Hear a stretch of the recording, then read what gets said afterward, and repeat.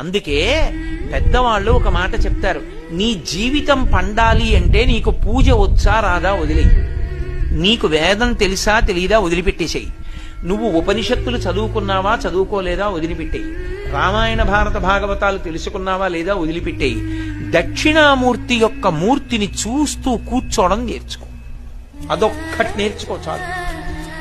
ఏమక్కర్లేదు, ఇంకా దక్షిణామూర్తిని పెట్టుకుని రోజు కాసేపు ఆయన్ని చూస్తే చాలు. మీకు నేను ఇంకా విచిత్రమైన విషయం చెప్పనా, చంటి పిల్లలు కొంచెం కొంచెం పెరిగి పెద్దవాళ్ళు అవుతున్నప్పుడు ఇంట్లో అందమైన దక్షిణామూర్తి విగ్రహం ఉండి, విగ్రహం అంటే ఫోటో కనీసం ఉండి, పిల్లలు కాసేపు దాని వంక చూడడం అలవాటైతే మీరు చూడండి, నేను యథార్థం చెప్తున్న, పెద్దలు నిర్ణయం చేసింది, వాళ్ళు కళ్ళు తిప్పి ఆడుకుంటూ ఆడుకుంటూ పాకడం కూర్చోవడం వచ్చినప్పుడు చూసినప్పుడు వాళ్ళు నిశ్చలంగా కాసేపు ఇలా దక్షిణామూర్తి వంకే చూస్తారు.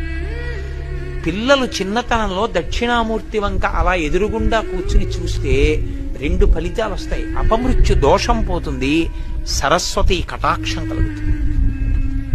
అందుకే అసలు ఇంట దక్షిణామూర్తి ఫోటో లేని ఇల్లు ఉండరాదు. అంత మంగళప్రదమూర్తి ఎవరు అంటే దక్షిణామూర్తియే.